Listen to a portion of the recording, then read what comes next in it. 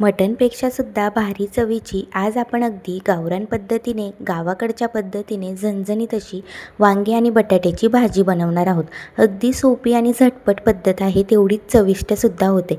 चला तर मग रेसिपी बघूया. वांगे आणि बटाटे स्वच्छ धुवून आपण लांब कट करून घेतले. त्यानंतर काळे पडू नये म्हणून पाण्यात ठेवले.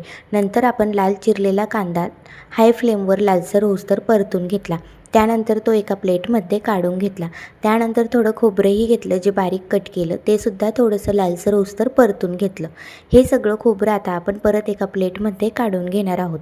त्यानंतर आता आपण मिरची, लसूण, अद्रक, कढीपत्ता, कोथिंबीर हे सगळं मिक्सर जारमध्ये टाकून घेतलं. त्यानंतर त्यामध्ये परतलेला कांदा आणि खोबरंसुद्धा टाकून घेतलं. हे टाकून झाल्यानंतर त्यामध्ये थोडंसं पाणी टाकायचं आणि याचं वाटण तयार करून घ्यायचं. मिक्सर जारमधून बारीक असं फिरवून घ्यायचं. नंतर आपण कढई तापायला ठेवली. त्यामध्ये 2-3 पळी तेल टाकायचं आणि जे वांगे आणि बटाटे चिरून ठेवलेले होते ते यामध्ये फ्राय होण्यासाठी टाकून घ्यायचे. मस्त असे तेलामध्ये परतून घ्यायचे आणि वाफेवर 10 ते 15 मिनटं शिजवून घ्यायचे. म्हणजे भाजीमध्ये जास्त वेळ शिजवायची गरज पडत नाही आणि अगदी भाजी चविष्ट लागते. झाकण ठेवायचं आणि 10 ते 15 मिनटं छान असे आपल्याला 80% हे वांगे आणि बटाटे शिजवून घ्यायचे आहेत. त्यानंतर हे संपूर्ण आपण एका प्लेटमध्ये काढून घेणार आहोत. वांगे बटाटे काढून झाल्यानंतर त्याच कढईमध्ये आता आपल्याला 5-6 पळी तेल टाकायचं आहे. तेल थोडंसं तापलं की त्यामध्ये आता आपल्याला 1 चमचा जिरे आणि 1 चमचा मोहरी टाकायची आहे. थोडीशी कढीपत्त्याची पानं टाकायची.